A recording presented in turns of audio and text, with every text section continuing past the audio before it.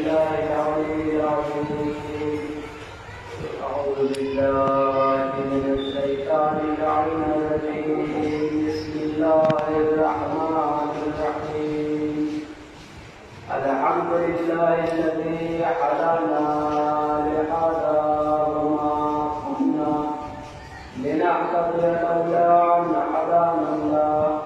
لقد جاءت رسل ربنا بالحق. الصلاة والسلام وتحية والإكرام مولانا ومولى الثقلين جد الحسن والحسين والقاسم محمد. اللهم صل على محمد وعلى أهل بيته الطيبين الطاهرين المعصومين ولعنة الله على أعدائهم أجمعين. أما بعد، فقد قال الله تبارك وتعالى في القرآن الكريم والفرقان الحميد وقوله الحق بالحق. بسم الله الرحمن الرحيم. ولقد كرمنا بني آدم وحملناهم في البر والبحر ورزقناهم من الطيبات وفضلناهم على كثير ممن خلقنا تفضيلا. اللهم صل على محمد. حضرات حضران سرکار سید شہداء اور سواران حضرات اسلام وغیرہ اور ماتیداران حضرت ابوبکر عباس بس پہلے چار معصوم علیہ السلام اور خصوصاً بتائیے شہزادی ولیاء بنت رسول حضرت بطول جناب فاطمہ الزہرا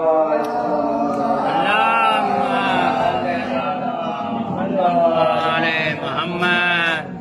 عزیزان محترم، میں نے آپ کے سامنے سورہ بنی اسرائیل کی آیت نمبر 70 کے ذیل میں اللہ نے انسان کو اس کی اہمیت سے، اس کی عزت سے، اس کی اہمیت سے، اس کی حیثیت، اس کی عزت، اسے جو سہولت عطا فرمائی، اس سہولت سے اسے جو فضیلت عطا فرمائی، اس فضیلت سے آگاہ کیا. اور سورہ بنی اسرائیل کی آیت نمبر 70 کے فوراً بعد اللہ نے اعلان کیا کہ محشر میں سب کو سب کے اماموں کے ساتھ بلایا جائے گا.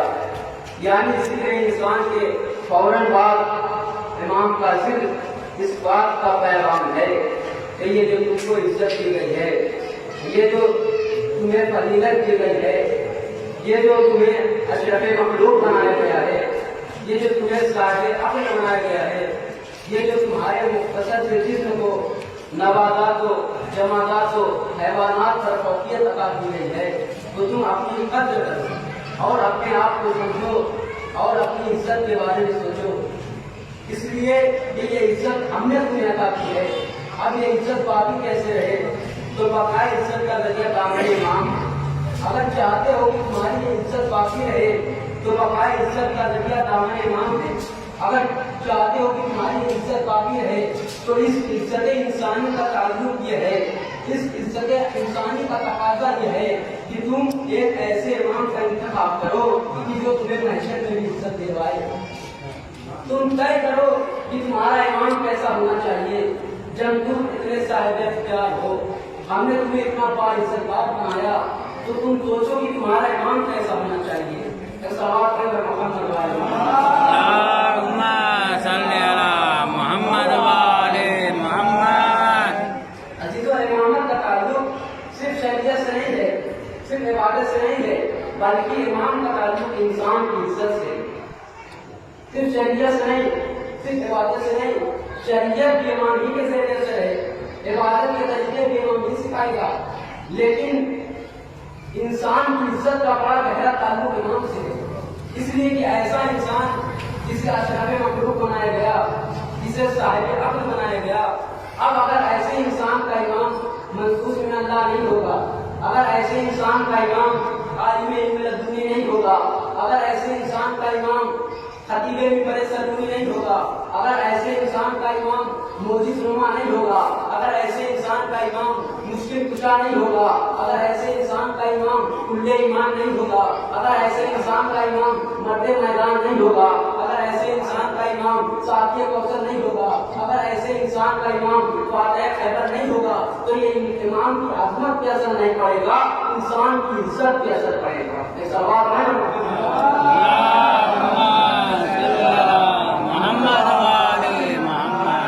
عزیزوں، عزت انسانی کا تعلق امام سے ہے۔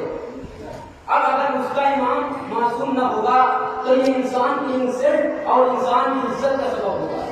عزیزوں، آج اگر کوئی اچھا عہدہ پا جائے، کوئی اچھا منصب پا جائے تو آج کا انسان اپنا اسٹیٹس مینٹین کرنا چاہتا ہے۔ بھائی آپ کو ایک اچھا عہدہ مل گیا، ایک اچھی سروس مل گئی، آپ IAS ہو گئے، آپ IPS ہو گئے، ایکسپورٹر ہو گئے، آپ امپورٹر ہو گئے، تو اب انسان اپنے اسٹیٹس کو مینٹین رکھنے کے لیے چاہتا ہے کہ جب عہدہ ایسا ہے تو سواری بھی ایسی ہو جو عزت کے اضافے کا سبب بنے۔ توجہ دیجیے گا، سواری بھی ایسی ہو جو عزت کے اضافے کا سبب بنے، مکان بھی ایسا ہو جو انسان کی عزت کے اضافے کا سبب بنے، علاقہ بھی ایسا ہو جو ہماری عزت کے اضافے کا سبب بنے۔ تو بھائی دنیا میں عزت کا اتنا خیال تو محشر میں ذلیل کیوں ہو رہی ہے؟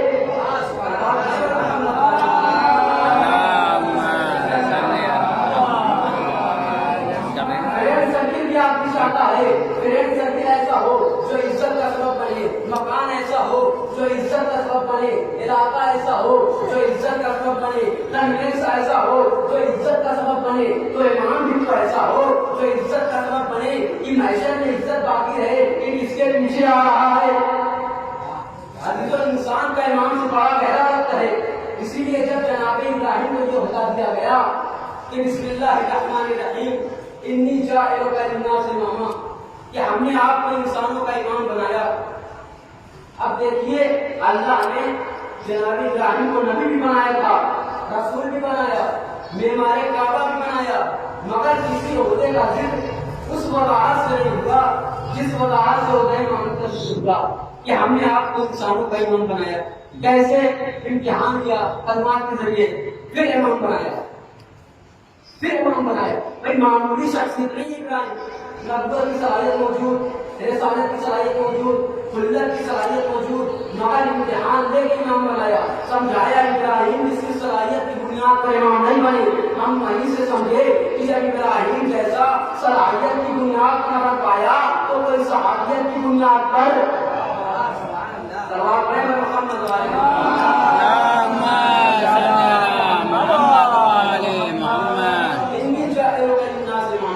اللہ نے کہا ہم نے آپ کو انسانوں کا امام بنایا، پہلے نبوت کی، رسالت کی، خلت عطا کی، اب امام بنایا۔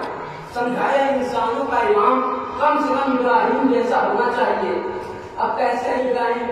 ایسے ہیں کہ آزر ہے ابراہیم کا چچا، اور ابراہیم آزر کے گھر کے رہتے ہیں۔ حالانکہ قرآن نے آزر کو ابراہیم کا چچا نہیں کہا ہے، قرآن نے آزر کو ابراہیم کا باپ کہا ہے۔ ہاں چچا مگر باپ کہا گیا، چچا کا آزر، قرآن نے آزر کا نام بھی لیا، آزر کے کفر کا اعلان بھی کیا۔ اب دیکھیے، خلیل سے حبیب تک، آزر سے ابو لہب تک، ادھر ابراہیم کا ایک چچا کافر ہے، قرآن نے نام بھی لیا، اعلان کفر بھی کیا۔ ادھر آخری نبی کا ایک چچا کافر ہے، ابو لہب، قرآن نے نام لیا، تبت یدا ابی لہب وتب۔ اب دیکھیے، خلیل سے حبیب تک، آزر سے ابو لہب تک، ادھر ابراہیم کا، ادھر آزر کا نام بھی لیا، آزر کے کفر کا اعلان بھی کیا، ابو لہب کا نام بھی لیا، ابو لہب کے کفر کا اعلان بھی کیا۔ سمجھایا اگر نبی کا کوئی چچا کافر ہوتا ہے تو قرآن چھپاتا نہیں ہے، نام لے کے بتاتا ہے۔ اب لوگ پوچھتے ہیں کہ ابو طالب مومن تھے تو قرآن میں نام کیوں نہ آیا؟ ارے بھائی، کافر چچا کا نام آتا ہے، مومن کا کیوں آنے لگا؟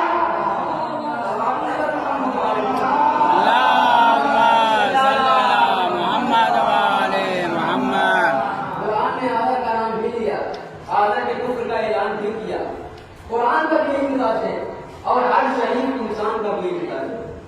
آپ نے اخبارات میں اشتہارات دیکھے ہوں گے کہ خدا نہ کرے، خدا نہ کرے، خدا نہ کرے کہ کسی کا کوئی بیٹا آوارہ ہو، بد چلن ہو، بد کردار ہو، تو اخبار میں ایڈ آتا ہے اشتہار کہ میرا فلاں بیٹا آوارہ ہے، بد چلن ہے، بد کردار ہے، کیریکٹر لیس ہے، مجھ سے کوئی مطلب نہیں، کچھ خریدے تو لینا دینا نہیں، کچھ بیچے تو مجھ سے رابطہ نہیں۔ ایسے اخبار میں اشتہار دے، کوئی ایسا اشتہار دیکھا ہو تو مجھے بھی دکھائیے۔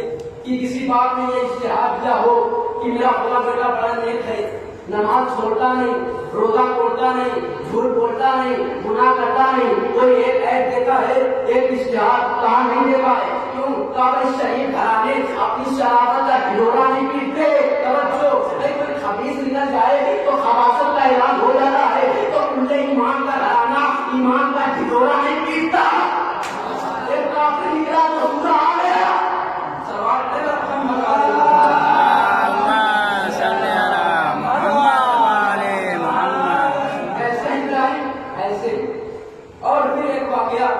جہاں تعمیر کعبہ کا واقعہ لکھا، جہاں پر اسماعیل کو چھری کے نیچے لٹانے کا واقعہ لکھا، وہیں یہ واقعہ بھی تفسیر قرآن میں ہے کہ ایک دن جناب ابراہیم گھر والوں کے لیے آٹا لینے کے لیے نکلے، خریداری کرنے کے لیے نکلے، بازار میں پہنچے، دکانیں بند تھیں، تو اب یہ سوچ کے کہ گھر والے خالی ہاتھ دیکھیں گے تو دل ٹوٹ جائے گا، تو انہوں نے اس بورے میں، اس پیکٹ میں جس میں آٹا لانا تھا، اس میں انہوں نے صحرا کی ریت بھر دی، ریتے صحرا بھر دی کہ گھر والے دیکھیں تو دل ٹوٹ جائے، آٹے کے بجائے ریتے صحرا لے کے چلے، گھر پہنچے، اب جو گھر والوں نے بورا کھولا تو لائے تھے ریت بن گیا آٹا، لائے تھے ریت بن گیا آٹا، لائے تھے ریت بن گیا آٹا۔ یہ پہچان بنی کہ جس کے لیے ماہیت بدل جائے وہ امام ہوتا ہے، توجہ، جس کے لیے ریت آٹے میں بدل جائے وہ بھی امام، تو جس کے ہاتھ کا دھون جواہر بن جائے۔ جواب پہلا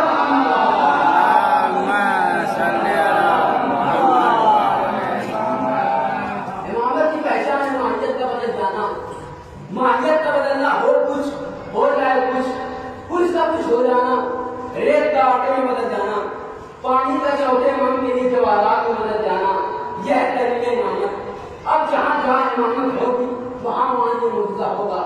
امامت ابراہیم کے پاس آئی، ریت آٹے میں بدل گئی، امامت چوتھے امام کے پاس آئی، پانی جواہر میں بدل گیا، مولا علی کے پاس آئی، گستاخ کتے میں بدل گیا، مولا علی کے پاس آئی، ایک منافق آیا بیعدبی کرنے لگا، مولا علی نے کہا کیا کتے بھی علی سے بات کریں گے؟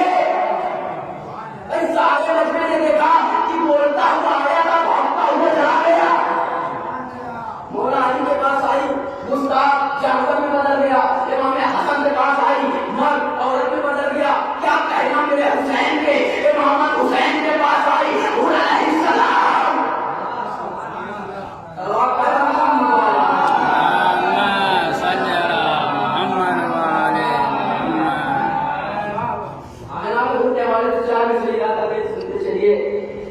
یہ خوشبو حقیقتوں کی جو پہنچی غلام تک، توجہ ہے کسی پہ، خوشبو حقیقتوں کی جو پہنچی غلام تک، خوشبو حقیقتوں کی جو پہنچی غلام تک، سر کو جھکا کے آ گیا اپنے امام تک، خوشبو حقیقتوں کی جو پہنچی غلام تک، سر کو جھکا کے آ گیا اپنے امام تک، تو سرور نے حور کو حور کے معنی بتا دیے، لعنت سے کھینچ جائے علیہ السلام۔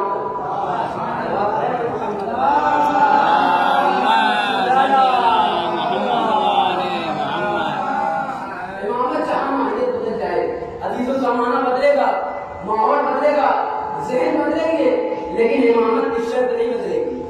انی جاعلک للناس اماما، اللہ نے کہا ہم نے آپ کو انسانوں کا امام بنایا، موسیٰ ومن ذریتی، میری ذریت میں بھی کوئی بنے گا، لا ینال احد الظالمین، یہ عہدہ ظلم کرنے والوں کو نہیں ملے گا۔ اب دیکھیے ظلم کرنے والے دو طرح کے ہیں، ایک وہ ظلم کرنے والا ہے جو دوسروں پر ظلم کرتا ہے، ایک وہ ظلم کرنے والا ہے جو اپنے نفس پر ظلم کرتا ہے۔ صاحبان علم تشریف فرمائے بھی بات کی تعریف کریں گے، قرآن میں لفظ ظلم دو طرح سے آیا، ایک وہ ظالم جنہوں نے دوسروں کا نقصان کیا، ایک وہ ظالم جنہوں نے کسی کا نقصان نہیں کیا بلکہ اپنا فائدہ کم کر دیا، ان کے لیے بھی لفظ ظلم آیا۔ اور جناب آدم جنت سے نکلے، فرمایا ربنا ظلمنا انفسنا، کہ پالنے والے ہم نے اپنے نفس پر ظلم کیا۔ جناب موسیٰ نے کہا رب ظلمت نفسی، اے رب میں نے اپنے نفس پر ظلم کیا۔ جناب یونس مچھلی کے پیٹ میں گئے، انی کنت من الظالمین، دیکھیے بیان ہوتا اعتراف کیجیے گا، میں آپ کو قرآن سنا رہا ہوں، تو اب یہ کون سا ظلم ہے جس کا اقرار آدم نے کیا، موسیٰ نے کیا، یونس نے کیا؟ تو یہ دوسروں کا نقصان کرنا نہیں ہے، یا اپنا فائدہ کم کرنا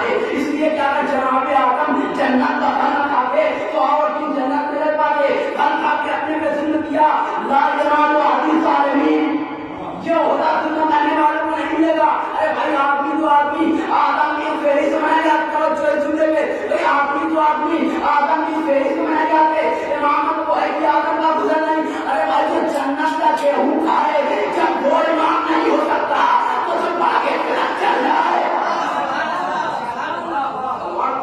محمد والے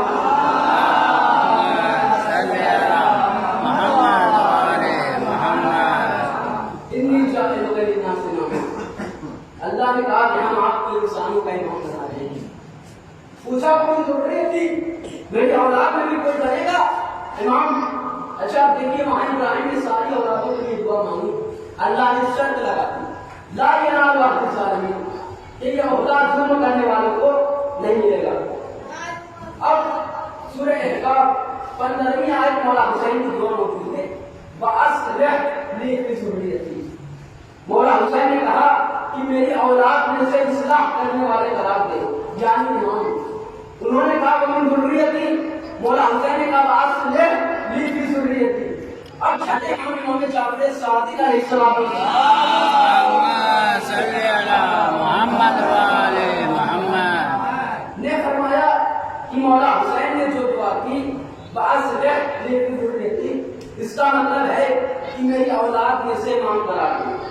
چھٹے امام نے کہا کہ مولا حسین نے جو دعا کی اس کا مطلب ہے کہ میری اولاد میں سے امام قرار دے۔ چھٹے امام کہتے ہیں کہ اگر مولا حسین اس میں فی نہ کہتے تو بات کچھ اور ہوگی۔ کیا بات ہوگی؟ اب دیکھیں یہ فرق سمجھنے کا ہے۔ وَأَصْلِحْ لِي فِي ذُرِّيَّتِي کہ میری اولاد میں سے، چھٹے امام فرماتے ہیں کہ اگر مولا حسین اس میں فی نہ کہتے تو بات ہوتی کہ میری اولاد کو امام بنا۔ توجہ دیجیے گا، مولا نے فی کہہ کے کنڈیشن لگا دی۔ چھٹے امام اپنے جج کے فرار سنا رہے ہیں کہ اگر میرا جج اس میں فی نہ کہتا، مخصوص نہ کرتا، میں نہ کہتا، یہ کہتا کہ میری اولاد کو امام بنا تو اللہ کا یار بیٹا تھا حسین کا ہر بیٹا امام ہوگا۔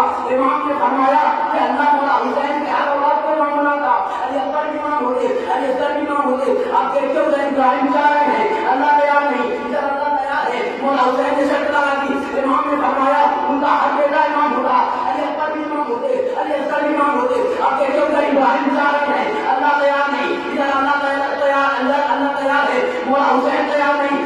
تیار دیا کہ جسے چاہو اولاد میں امام بناؤ۔ بچوں یہ اختیار امام، ارے بھائی جو اپنے ہر اولاد کو، اپنے ہر بیٹے کو امامت دے سکتا ہے وہ اگر راہی کو ساتھ بیٹے دے دے،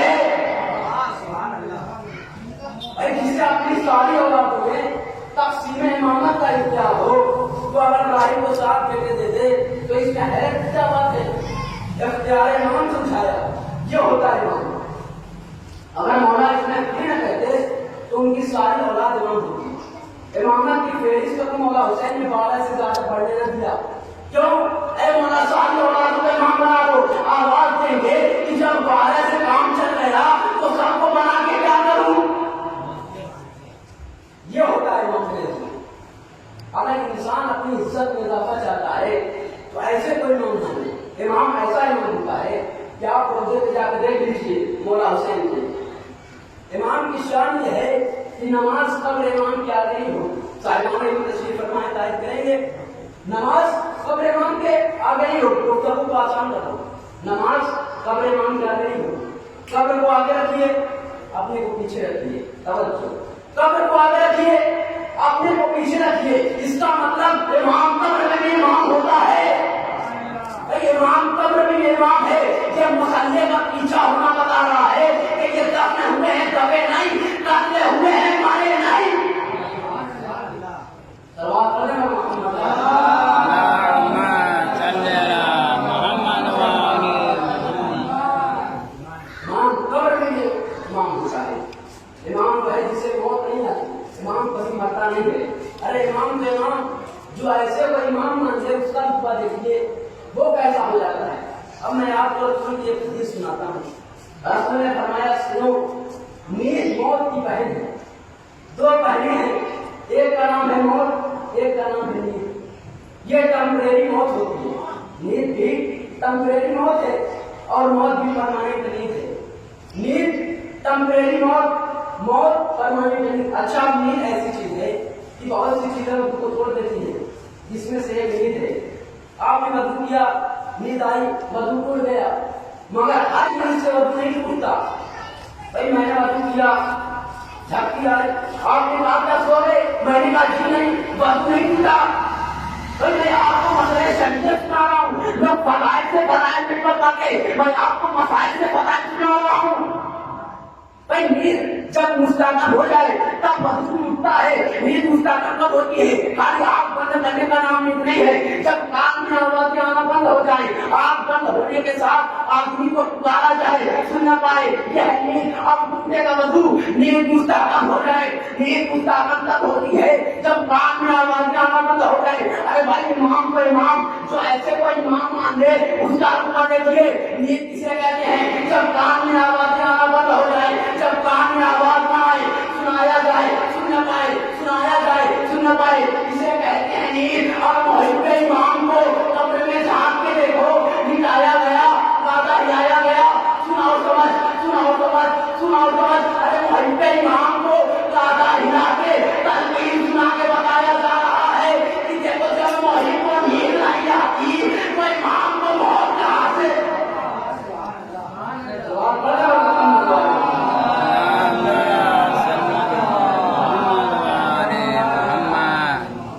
جب محب کو نیند نہیں آتی تو امام کو موت کہاں سے اگر ایسے کوئی لوگ بنایا تو انسان ایسا ہو جائے گا اتنا با اختیار ہو جائے گا انسان اگر ایسے کوئی امام بنا تو ایسی عزت ملے گی کہ ولی ہو گئے یا علی ولیوں کی وجہ سے علی نہیں ہوئے علی ولیوں کی وجہ سے علی نہیں ہوئے بلکہ ولی نسبت علی کی وجہ سے ولی ہو گئے ایک پورا واقعہ ہے اس کا ایک پس منظر ہے اس کا ایک بیک گراؤنڈ ہے یہ حکیم یونان سے چلا ایک ملک جہاں کا فلسفہ مشہور ہے یونان سے چلا مدینے آیا آنے کے بعد کہتا ہے لوگوں سے کہ وہ کہاں ہیں جنہوں نے دعوی نبوت کیا پیغمبر کے بارے میں تو لوگوں نے کہا بھائی ان کی تو وفات ہو چکی اب حکیم کہتا ہے میرا یہاں آنا تو بیکار ہو گیا لوگوں نے پوچھا تو کون ہے کہا میں ایک حکیم ہوں یونان کا اور میں یہ سن کے آیا ہوں کہ مدینے میں کسی نے دعوی نبوت کیا اور پھر میں نے راستے میں یہ بھی سنا کہ جنہوں نے دعوی نبوت کیا انہیں بخار آیا اور اتنی دیر بخار آیا کہ ماذ اللہ بخار کا اثر ان کے دماغ کو ہو گیا اور وہ ہزیان کی قدمیں جاری کرنے لگے تو میں تہمت ہزیان سن کے آیا ہوں اور پہلے میرے پاس ایک دوا ہے اس سے ان کا علاج کروں گا پھر بحث کروں گا تو میں آیا ہوں تہمت ہزیان سن کے کہاں سے یونان سے یونان سے یونان سے بارے مسلمان اسلام کی خبر یونان تک پہنچا دی نبی کی خبر مسلمانوں تک نہ پہنچائی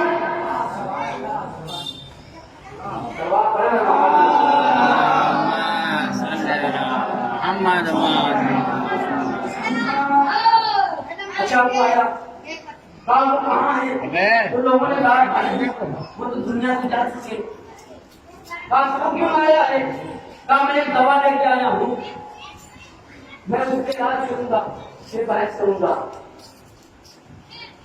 بات چھوٹ پر سے رشتے دار ہے تو لوگوں نے کہا ہاں ان کے بھائی علی ابن ابی طالب ہیں اب لوگ مولا علی کے پاس لے کے آئے اب کیا معاملہ ہے کنجال یہ کہہ رہا ہے کہ میں ایک حکیم ہوں اور میں رسول کے پاس آیا تھا کہ ان کا علاج کروں گا پھر اسلام کے لیے بحث کروں گا مولا علی مسکرائے کہا میرے پاس کیسی دوا ہے کہا یا علی میرے پاس ایک ایسی دوا ہے کہ اگر کسی دیوانے کو مجنون کو کھلا دی جائے تو اس کی دیوانی اس کا جنون جاتا رہتا ہے مولا علی کا اچھا یہ بتا تیری دوا کبھی پھیر تو نہیں ہوئی کہا یا علی حلال مرتبہ اپنایا دیوانے کو کھلائی دانا ہو گیا دانے کو کھلائی دیوانہ ہو گیا مولا علی نے کہا اچھا یہ بتا میرے ذہن کے بارے میں کیا کہتا ہے کہا علی دیکھیے میں آپ کو جانتا مانتا تو ہوں نہیں لیکن ابھی دوسرے لوگوں سے بھی ملا ہوں آپ سے بھی ملا ہوں لیکن آپ کے چہرے کو دیکھ کے بتا رہا ہوں کہ آپ کی رفتار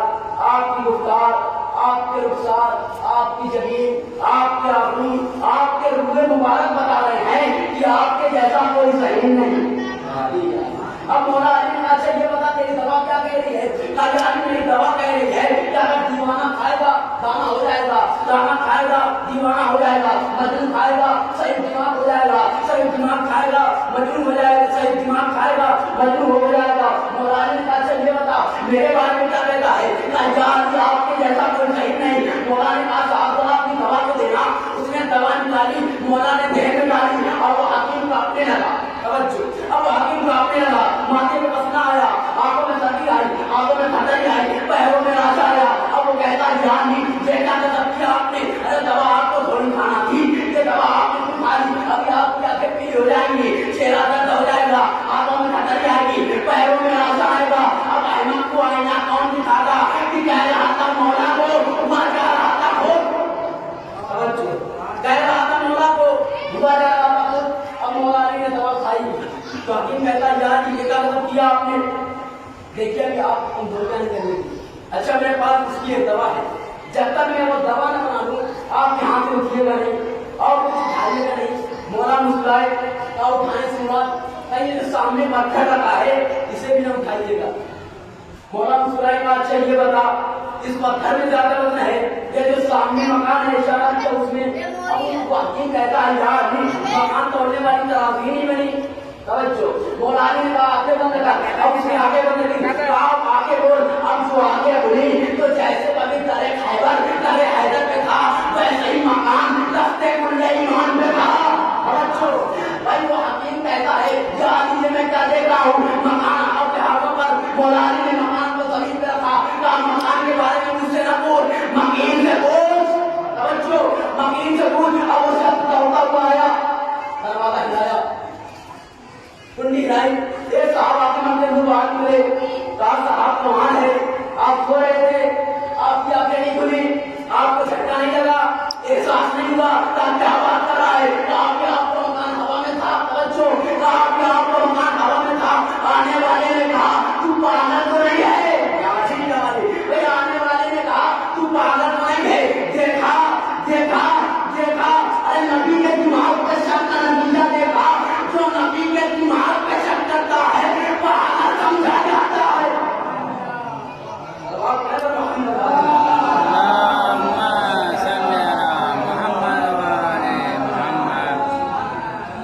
जो नबी के दिमाग पे शक करता है पागल समझा जाता है। अब वो हकीम मौला अली कहा यार ये मैंने क्या देखा, कहा ये दिए पैगंबर को मुर्दा था।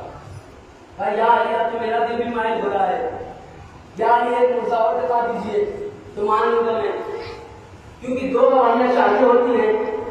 ये दो गवाहियों का भी अजीब मामला है, किसी एक बात के लिए शरीयत में दो गवाहियां हैं, साहिबान इल्म तशरीफ फरमाए तारीफ करेंगे।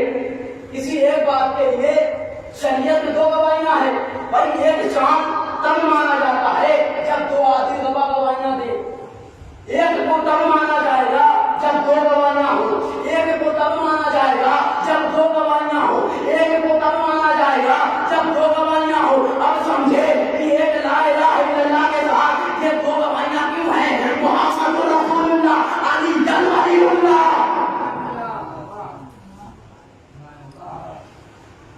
उस टीम ने कहा यार ये देख चुका, एक और दिखाइए कुमान में। मौला ने कहा क्या देखना चाहता है, कहा या अली वो जो दरख्त है, वो शजर है, वो पेड़ है, उससे कहिए कि वो यहाँ चलता हुआ है, जैसे मैं दौड़ता हुआ है वैसे वो पेड़ दौड़ता हुआ है, चलता हुआ है। मौला ने कहा अरे पहले कलमा पढ़ ले, कहा या अली पहले मुर्जा। मौला ने कहा पहले कलमा को पढ़, उसने कहा या अली पहले मुर्जा। मौला ने कहा क्या मेरी बात पे यकीन नहीं है, यकीन को जाने दीजिए, न जाने क्यों दिल के समंदर में आपकी मोहब्बत की कश्ती चलने लगी, आपकी मोहब्बत पैदा हो रही है, कहा मोहब्बत पैदा हो रही है तो मेरे कहने से पहले कलमा पढ़ ले, कहा कलमा पढ़ाइए। तो मौला ने कहा कि अशहदु अल्ला इलाहा इल्लल्लाह, अशहदु अन्ना मुहम्मद रसूलुल्लाह, अशहदु अन्ना अली वलीउल्लाह। उसने कहा जनाब अमीर के एक पैर के एक दावे को अपने हाथों से मस किया और गाय मेरे मौला ऐ कुल्ले ईमान ऐ मर्दे मैदान ऐ वसीए रसूल ऐ शोहरे मकबूल ऐ जनाब अमीर ऐ मौला कदीर ऐ खुद रफ्तार ऐ हबीब रहमान ऐ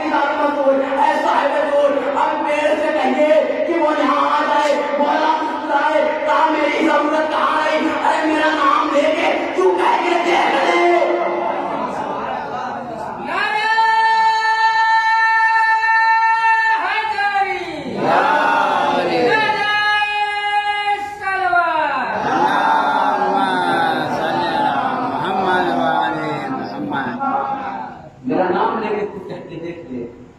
میرے عزیزوں یہ نعرہ کوئی عام نعرہ نہیں ہے. 1400 برس سے ہر کامیابی کے پیچھے، ہر فتح کے پیچھے، چاہے خیبر ہو، چاہے خندق ہو، چاہے حنین، یہی یہ نعرہ لگتا رہا. نعرہ تکبیر اللہ اکبر، نعرہ رسالت یا رسول اللہ، نعرہ حیدری یا علی. اور ان تینوں نعروں کو لگانے کے پیچھے میرے بیک گراؤنڈ کو سیدھا ہے. اور جب ہم نعرہ تکبیر کہتے ہیں تو ہم یہ اعلان کرتے ہیں کہ ہم کافر نہیں ہیں. جب ہم نعرہ رسالت کرتے ہیں، جب نعرہ رسالت لگاتے ہیں تو یہ اعلان کرتے ہیں کہ ہم مشرک نہیں ہیں، ہم شرک سے بچ جاتے ہیں. جب نعرہ حیدری لگاتے ہیں یہ اعلان کرتے ہیں ہم منافق نہیں ہیں.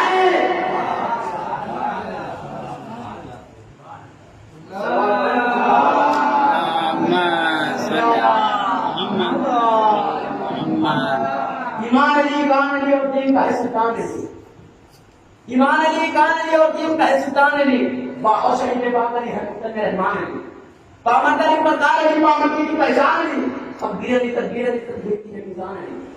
تو سینے سے لگا لیں گے تم کو سلمان سے بس حیدر بولو. قرآن مدد فرمائے گا قرآن سے بس حیدر بولو. ایمان کی بات کرتی ہے ایمان سے بس حیدر بولو. سجدے کا پتہ چل جائے گا انجام سے بس حیدر بولو. تو جی ہوش وہی انسان ہے بس، جی ہوش وہی انسان ہے بس جو عقل کا تالا کھولے گا. ارے جو پاک نصب کا وارث ہے وہ حیدر حیدر بولے.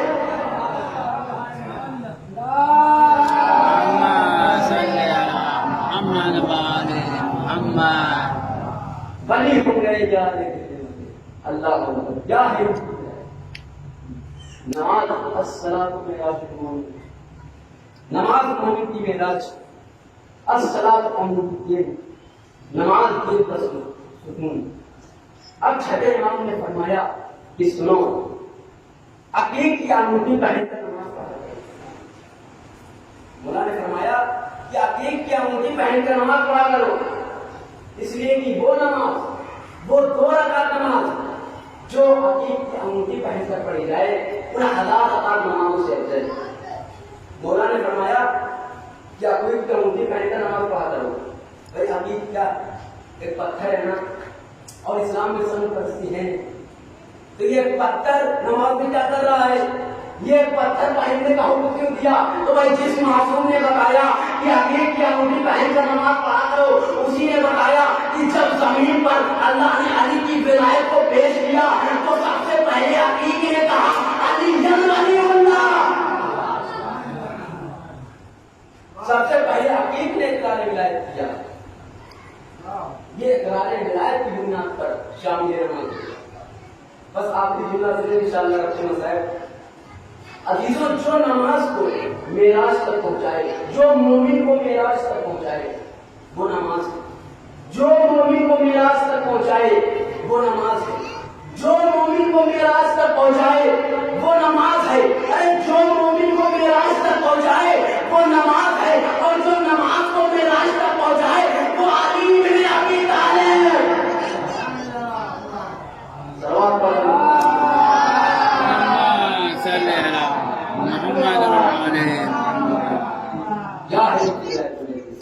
ان کی ولایت کی وجہ سے اور بتاؤں کربلا میں بھی معاملہ ولایت نہیں تھا. یہ مسئلہ مولا حسین نے پوچھ کے بعد کر دیا. کیا کیا ہے میں نے؟ کیا میں نے حالات کو کام کیا؟ کیا میں نے شریعت محمدی میں کوئی تغیر کیا؟ کیا ہے میں نے؟ کیا جواب وہ بدل لے گا آپ کے بعد کامل کیوں جائے. ارے یتیموں کے منہ ملنے والے بنا بنا کے رکھنے والا، بیواؤں کے گھروں میں اناج کے بولے کر پہنچانے والا، ارے وہ زخمی جن کے پاس سے کوئی گزرنا پسند نہ کرے ان کے زخموں پہ مرہم لگانے والا، قاتل کو شربت پلانے والا.